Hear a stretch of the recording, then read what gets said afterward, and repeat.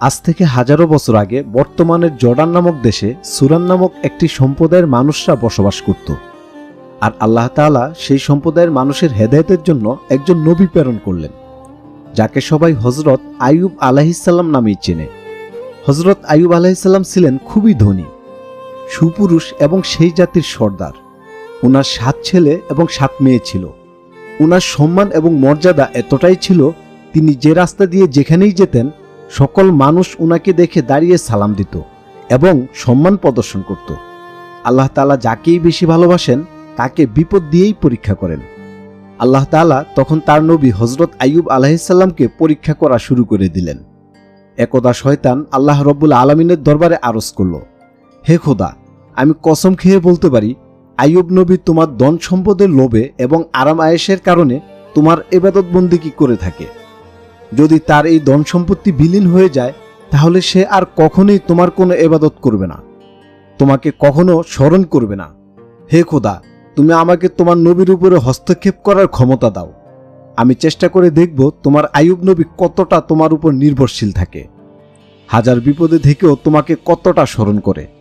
আল্লাহ পাক রব্বুল আলামিন শয়তানকে জানিয়ে দিলেন, যাও, তোমাকে আমার নবীর উপরে হস্তক্ষেপ করার ক্ষমতা প্রদান করলাম। তোমার যেভাবে ইচ্ছে তুমি সেভাবেই আমার নবীকে পরীক্ষা করে দেখতে পারো। শয়তান আল্লাহ তাআলার প্রদত্ত ক্ষমতা পেয়ে একজন পথিক সেজে হযরত আইয়ুব আলাইহিসসালামের বাড়িতে এসে হাজির হলো। শয়তান হযরত আইয়ুব আলাইহিসসালামকে বললেন, হুজুর, আমি অনেকটাই কষ্টে আছি, আমার অর্থ সম্পদ নেই, আমি অনেকটাই দারিদ্রতায় ভুগছি। এভাবে কাকতি মিনতি করলেন, আপনি আমাকে কয়েকদিন আপনার বাড়িতে থাকার সুযোগ দিন। কিন্তু হযরত আইয়ুব আলাইহিসসালাম লোকটির গায়ে ভীষণ দুর্গন্ধ পেলেন এবং তার লোকটির উপরে সন্দেহ হলো। তাই তিনি বললেন, আমি তোমাকে কিছু অর্থ দিয়ে দিই, তুমি অন্যত্র গিয়ে তোমার বাসস্থান করার চেষ্টা করো। তখন শয়তান তার মুখটি কালো করে আইয়ুব আলাইহিসসালামের সামনে থেকে চলে গেল এবং ওনার উপর অনেকটাই ক্ষিপ্ত হলো এবং সে বুদ্ধি করতে লাগলো কিভাবে হযরত আইয়ুব আলাইহিসসালামকে বিপদে ফেলানো যায়। তারপর শয়তান আইয়ুব নবীর ফলের বাগানে আগুন লাগিয়ে দিল এবং তার সকল ফল গাছ ধ্বংস করে দিল। ফলের বাগানে কাজ করা লোকেরা এসে হযরত আইয়ুব আলাইহিসসালামকে বলল, হে নবী, কিভাবে যেন আপনার ফলের বাগানে আগুন লেগে গিয়েছে এবং আপনার সমস্ত ফল গাছ পুড়ে ছাই হয়ে গিয়েছে, আপনার ফলের বাগান ধ্বংস হয়ে গিয়েছে। উত্তরে হযরত আইয়ুব আলাইহিসসালাম বললেন, আল্লাহ তাআলার নিয়ামত আল্লাহ তাআলা নিয়ে গিয়েছে, তাতে আমার কোনো দুঃখ নেই। তিনি নিয়েছেন এবং আবার তিনিই ফিরিয়ে দিবেন। আইয়ুব আলাইহিসসালামের উত্তর শুনে শয়তান অনেকটাই ক্ষিপ্ত হয়ে পড়ল। শয়তানের কলিজায় আগুন ধরে গেল। তারপর শয়তান বুদ্ধি করতে লাগলো যে দ্বিতীয়ত কিভাবে আইয়ুব আলাইহিসসালামকে আবারও বিপদে ফেলানো যায়। হযরত আইয়ুব আলাইহিসসালামের 7 ছেলে এবং 7 মেয়ে ছিল এবং তারা সকালবেলা পড়াশোনা করার জন্য একজন ওস্তাদের কাছে যেত।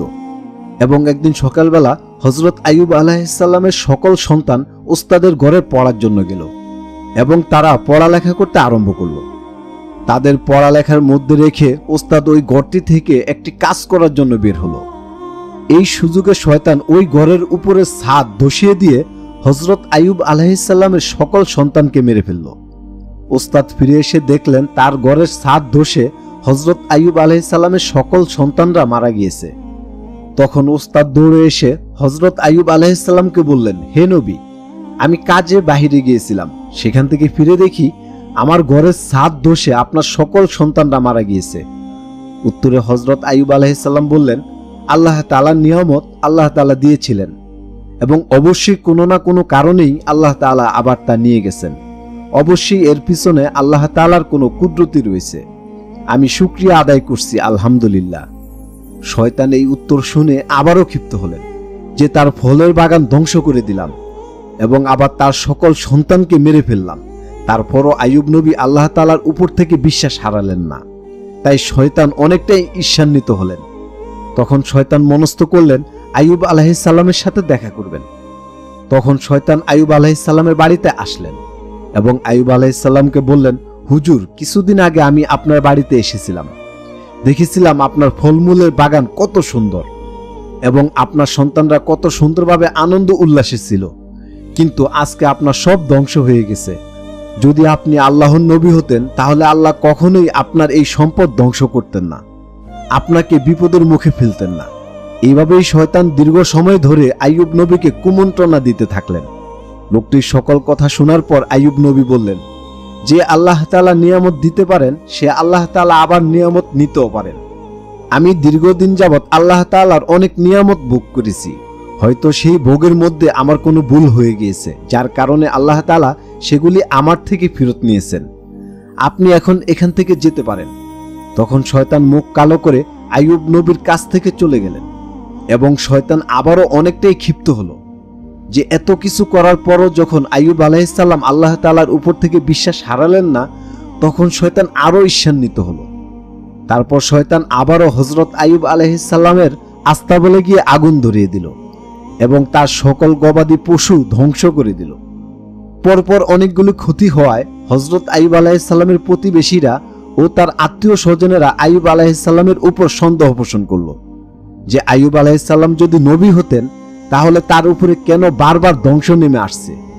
আল্লাহ তাআলা তাকে নবী হিসেবে দুনিয়াতে পাঠিয়ে থাকলে কখনোই তার কোনো ক্ষতি হতো না, আর সে অবশ্যই আগে থেকে সবই জানতে পারত।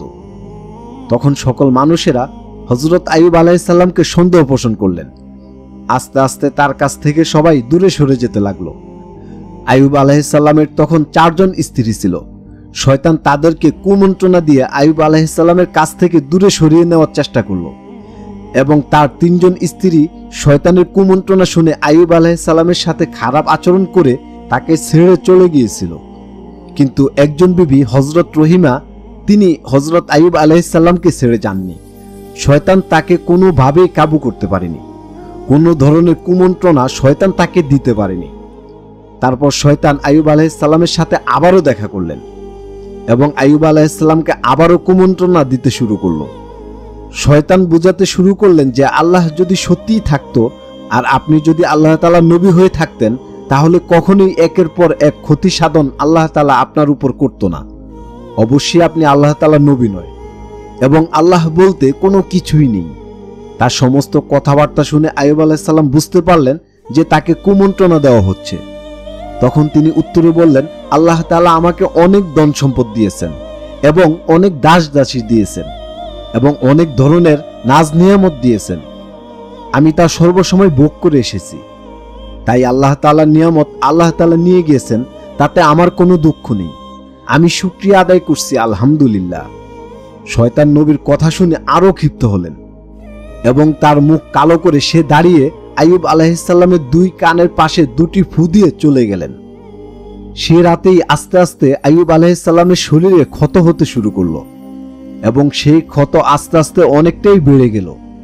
এই ক্ষত এমন একটি পর্যায়ে গিয়ে পৌঁছালো যে আইয়ুব নবীর শরীর থেকে মাংস খসে খসে পড়তে লাগলো। তার চিকিৎসা করতে করতে তার সকল ধন সম্পদ শেষ হয়ে গেল। এভাবেই আইয়ুব আলাইহিস সালামের সকল কিছু ধ্বংস করে দেওয়া হলো। একদম রাজপ্রাসাদ থেকে রাস্তায় নেমে যেতে হলো আইয়ুব আলাইহিস সালামকে। হযরত আইয়ুব আলাইহিস সালামের এই অবস্থা দেখে সুরান সম্প্রদায়ের মানুষেরা আইয়ুব নবীকে তুচ্ছ তাচ্ছিল্য করে কথা বলতে লাগলো, কিন্তু আইয়ুব আলাইহিস সালাম কখনোই ধৈর্য হারালেন না। তাদের সকল কথা ধৈর্য সহকারে মেনে নিতেন এবং একবারের জন্য আল্লাহ তাআলার কাছে তিনি প্রার্থনা করলেন না যে হে আল্লাহ, আপনি আমাকে সুস্থ করে দিন। তিনি ধৈর্য সহকারে সমস্ত কষ্ট নিজের শরীরে বয়ে চললেন এবং সর্বসময় আল্লাহ তাআলা জিকির করতে লাগলেন। আল্লাহ তাআলার উপর আস্থায় অনন্য উপমা প্রদর্শনকারীদের আলোচনা সামনে এলেই যার নাম সর্বপ্রথম উচ্চারিত হয় তিনি হলেন আল্লাহর নবী হযরত আইয়ুব আলাইহিস সালাম। যখন উনার বয়স 70 উপনীত হয় তখন তার উপর নেমে আসে আল্লাহ তাআলার কাছে আরো প্রিয় হওয়ার কঠিন পরীক্ষা। তার জিহ্বা এবং অন্তঃকরণ ছাড়া পুরো দেহ পচন ধরে। আল্লাহর নবী হযরত আইয়ুব আলাইহিস সালাম ছিলেন রোমের অধিবাসী এবং মহান আল্লাহ তাআলার নবী হযরত ইব্রাহিম আলাইহিস সালামের বংশধর। হযরত ইব্রাহিম আলাইহিস সালামের পুত্র হযরত ইসহাক আলাইহিস সালাম, হযরত ইসহাক আলাইহিস সালামের বংশধর হযরত আইয়ুব আলাইহিস সালাম। হযরত আইয়ুব আলাইহিস সালাম যেখানে বসবাস করতেন তাওরাত কিতাবে তা বুশরা নামে উল্লেখ করা আছে। কিন্তু জীবনে 70 বছর বয়সে এসে মহান আল্লাহ পাক রব্বুল আলামিন হযরত আইয়ুব আলাইহিস সালামকে কঠিন পরীক্ষায় ফেললেন। একে একে তিনি তার সকল ধন সম্পদ হারালেন। একে একে তাকে আত্মীয় স্বজন ও পাড়া প্রতিবেশীরা ছেড়ে চলে গেলেন। কেউ তার পাশে আসেনি। কিন্তু এক পর্যায়ে শহরের বাইরে একটি আস্তাকুড়ের পাশেই আইয়ুব আলাইহিস সালামের আশ্রয় নিতে হয়। তার এই বিপদে শুধুমাত্র একজন তাকে ছেড়ে যায়নি, তিনি মহান আল্লাহ তাআলার প্রিয় বান্দা হযরত আইয়ুব আলাইহিস সালামের স্ত্রী বিবি রহিমা। তিনি হযরত আইয়ুব আলাইহিস সালামের পাশে থেকে তার প্রতিটি কাজ করে দেন। আইয়ুব আলাইহিস সালামের সেবা ও পরিচর্যা করেন। দিনের পর দিন হযরত আইয়ুব আলাইহিস সালামের রোগ আরো বাড়তেই লাগলো। একদিন ওনার স্ত্রী বললেন, হে আল্লাহর নবী, আপনি আল্লাহর কাছে দোয়া করছেন না কেন, যাতে আপনি তাড়াতাড়ি সুস্থ হয়ে উঠেন? তখন আল্লাহর নবী আইয়ুব আলাইহিস সালাম একটু হেসে বললেন, আচ্ছা বলো তো, আমরা কত বছর ভালোভাবে জীবনযাপন করেছি? তখন ওনার স্ত্রী বললেন, ৬০-৭০ বছর। তখন আল্লাহর নবী কান্না করতে করতে বলতে লাগলেন, আমরা ৬০-৭০ বছর খুব ভালোভাবে আরামে এসেছিলাম, সুখ শান্তিতে জীবনযাপন করেছিলাম, আর আল্লাহ তাআলা এখন ১ বছর থেকে আমার পরীক্ষা নিচ্ছেন, তাই আমি এত সহজে ধৈর্য হারিয়ে ফেলব? যতদিন ইচ্ছা আল্লাহ তাআলা আমার উপর পরীক্ষা নিতে পারে, ততদিনই আমি ধৈর্য ধারণ করব। এমন একটি পর্যায়ে আসলো, তখন ওনার শরীরের ক্ষতস্থানে পোকামাকড় এসে বসতে লাগলো। যখন কোনো পোকা ওনার শরীর থেকে খসে মাটিতে পড়ে যেত, উনি তখন সেই পোকাটাকে তুলে আবারও ক্ষতস্থানে রেখে বলতেন, সম্ভবত আল্লাহ তাআলা তোমার রিজিক আমার এই শরীরে রেখেছেন, তুমি খাও, যদি এটাও আল্লাহ তাআলার ইচ্ছা হয়। কিছুদিন পর আইয়ুব আলাইহিস সালামের স্ত্রীকে লোকজনেরা কাজে নিতে নারাজ হলো, কেননা তারা বলতে লাগলো, আইয়ুবের স্ত্রী আমাদের বাড়ি ঘরে আসে কাজ করতে, আর এ আইয়ুবের কাছ থেকে আসে। এমন যেন না হয় আইয়ুবের রোগ স্ত্রীর মাধ্যমে আমাদের মধ্যে না ছড়িয়ে যায়, এই মহিলাকে কেউ যেন কাজে না নেয়। তখন বিবি রহিমাকে সকল লোকজন কাজে নেওয়া বন্ধ করে দিল। তখন আইয়ুব আলাইহিস সালামের স্ত্রী ওনার কাছে এসে কান্না করতে লাগলেন, হে নবী, আমাকে এখন আর কেউ কাজে নেয় না, আমরা কি করে খাবো এবং কি করে চলবো? আপনি আল্লাহ তাআলার কাছে একটু দোয়া করেন। তার কান্না শুনে হযরত আইয়ুব আলাইহিস সালাম আল্লাহ তাআলার কাছে হাত তুললেন এবং বললেন, হে আল্লাহ, তুমি অবশ্যই রহমানুর রহিম, তুমি বান্দার উপর রহম করো, আপনি তো সর্বশ্রেষ্ঠ দয়ালু। ঠিক তখনই গায়েবী আওয়াজ আসলো, হে আইয়ুব, তুমি তোমার পা দিয়ে মাটিতে আঘাত করো, সেখান থেকে পানির ঝর্ণা বের হবে, সেই পানি দিয়ে তুমি গোসল করো। তখন আইয়ুব আলাইহিস সালাম নিজের পা দিয়ে মাটিতে আঘাত করলো, তারপর মাটি থেকে ঝর্ণা ধারা সৃষ্টি হলো, সেই পানি দিয়ে উনি গোসল করলেন। তখন আইয়ুব আলাইহিস সালাম আগের মতো সুস্থ হয়ে গেলেন এবং আগের চেয়ে অনেক সুন্দর এবং অনেক যুবক হয়ে উঠলেন। তার চেহারায় নূরের ঝলক দিতে থাকলো। হযরত আইয়ুব আলাইহিস সালামের মহান আল্লাহ ভক্তি ও মহান আল্লাহ তাআলার প্রতি অসীম কৃতজ্ঞতার কারণে শয়তান হিংসা করত। শয়তান আল্লাহ তাআলার নেককার বান্দাদের পথভ্রষ্ট করতে পারে না, কোনো নবীর উপর কোনো ধরনের ক্ষমতা রাখতে পারে না, তাই শয়তান মহান আল্লাহ তাআলার নবী আইয়ুব আলাইহিস সালামের ক্ষতি করতে পারেনি। মহান আল্লাহ তাআলার কাছে হযরত আইয়ুব আলাইহিস সালাম তার অবস্থার কথা বলতে গিয়ে বলেন, হে আল্লাহ, শয়তান তো আমাকে যন্ত্রণা ও কষ্টে ফেলেছে। সূরা সোয়াদ আয়াত 41। শয়তান মহান আল্লাহ তাআলার নেককার বান্দা ও নবীগণের সঙ্গে ধোঁকা দেওয়ার চেষ্টা করে, যা করেছিল হযরত মুসা আলাইহিস সালাম ও হযরত ইউসুফ আলাইহিস সালাম সহ অনেক নবীগণের সঙ্গে। হযরত আইয়ুব আলাইহিস সালাম শুধু প্রাচুর্যের মধ্যে নয়, দুঃখ, কষ্ট ও অভাবের মধ্যেও মহান আল্লাহ তাআলার প্রতি কৃতজ্ঞ ছিল এবং তাকে সর্বসময় স্মরণ করত। শয়তানের ধোঁকা ছিল, যার অর্থ হলো দুঃখ কষ্টের মধ্যে মহান আল্লাহ তাআলার প্রিয় বান্দা আল্লাহ তাআলার কথা ভুলে যাবে এবং আল্লাহ তাআলাকে স্মরণ করা থেকে বিরত থাকবে। হযরত আইয়ুব আলাইহিস সালাম সম্পর্কে কোরআন শরীফ থেকে মূল যে বিষয়টি প্রতীয়মান হয় তা হলো, আল্লাহ তাআলা হযরত আইয়ুব আলাইহিস সালামকে কঠিন পরীক্ষায় ফেলেছিলেন। সেই পরীক্ষায় তিনি সফলভাবে উত্তীর্ণ হয়েছিলেন, যার পুরস্কার স্বরূপ আল্লাহ তাআলা হারানো নিয়ামত দ্বিগুণ করে ফিরিয়ে দিয়েছিলেন।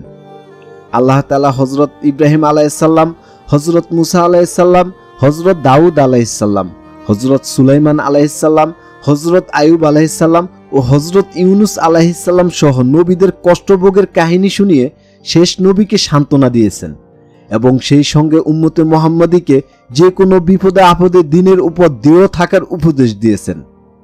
কিন্তু হযরত আইয়ুব আলাইহিস সালাম আল্লাহ তাআলার এই ঈমানী পরীক্ষায় উত্তীর্ণ হয়েছিলেন।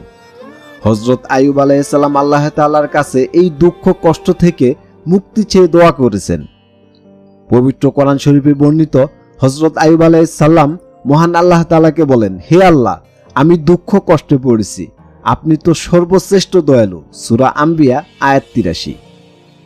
দীর্ঘ সময়ের বিপদ আপদ দুঃখ কষ্ট ক্রমান্বয়ে বৃদ্ধি পেল, হযরত আইয়ুব আলাইহিস সালাম ঈমান হারাননি, সর্বদা আল্লাহ তাআলাকে স্মরণ করেছেন। হযরত আইয়ুব আলাইহিস সালাম 18 বছর যাবত এই মুসিবতে আবদ্ধ ছিলেন। এতটা কষ্ট ও মুসিবতে পড়েও সবসময় তিনি মহান আল্লাহ তাআলার জিকিরে মশগুল ছিলেন। আল্লাহ পাক রব্বুল আলামিন বলেন, নিঃসন্দেহে আমি তাকে অর্থাৎ আইয়ুবকে ধৈর্যশীল পেয়েছি। কত উত্তম বান্দা ছিল সে, নিশ্চয়ই সে ছিল প্রত্যাবর্তনশীল। সূরা সোয়াদ আয়াত ৪৪। বিশিষ্ট তাবিঈ হযরত মুজাহিদ রহমতুল্লাহ আলাই থেকে বর্ণিত, কিয়ামতের দিন ধনীদের সম্মুখে প্রমাণ স্বরূপ পেশ করা হবে নবী হযরত সুলাইমান আলাইহিস সালামকে, কৃতদাসদের সামনে পেশ করা হবে হযরত ইউসুফ আলাইহিস সালামকে এবং বিপদগ্রস্তদের সামনে পেশ করা হবে হযরত আইয়ুব আলাইহিস সালামকে। এইসব নবীগণ যেসব পরীক্ষা সহ্য করে উত্তীর্ণ হয়েছেন, আমাদেরও কর্তব্য জীবনে সবসময় এসব স্মরণ রাখা এবং আল্লাহ তাআলার কাছে প্রিয় হয়ে ওঠার জন্য চেষ্টা করে যাওয়া। পবিত্র কোরআন শরীফে হযরত আইয়ুব আলাইহিস সালামের চরম দুঃখ কষ্ট ও ধৈর্যের পরীক্ষার কথা এবং উত্তীর্ণ হওয়ার কথা বর্ণনা এসেছে। মহান আল্লাহ তাআলা বলেন, এবং স্মরণ করো আইয়ুবের কথা, যখন সে তার প্রতিপালককে আহ্বান করেছিলেন, আমি দুঃখ কষ্টে পড়েছি, তুমি তো দয়ালুদের মধ্যে সর্বশ্রেষ্ঠ দয়ালু। তখন আমি তার ডাকে সাড়া দিয়েছিলাম, তার দুঃখ কষ্ট দূরীভূত করেছিলাম, তাকে তার পরিবার পরিজন ফিরিয়ে দিয়েছিলাম এবং তার সকল ধন সম্পত্তি ফিরিয়ে দিয়েছিলাম আমার বিশেষ রহমত রূপে। অবশেষে তিনি ঈমানি পরীক্ষায় উত্তীর্ণ হন। তারপর স্বাভাবিক জীবন যাপন করে 93 বছর বা তার বেশি কিছু বয়সে তিনি ইন্তেকাল করেন। তাফসিরে কুদরতি। এই ঘটনা ইবাদতকারীদের জন্য উপদেশ স্বরূপ। তাহলে বন্ধুরা, আমরা হযরত আইয়ুব আলাইহিস সালামের ঘটনা থেকে কি শিখতে পারলাম? আল্লাহ পাক রব্বুল আলামিন আল্লাহ তাআলা যেই বান্দাকে বেশি ভালোবাসেন তাকে কঠিন পরীক্ষার সম্মুখীন করেন এবং বিভিন্ন বালা মুসিবত দিয়ে তার পরীক্ষা নিরীক্ষা করেন। এবং আমাদের কাজ হলো বিভিন্ন বিপদে আপদে আল্লাহ তাআলাকে সর্বসময় স্মরণে রাখা এবং তার জিকির আজগার বেশি করে করা।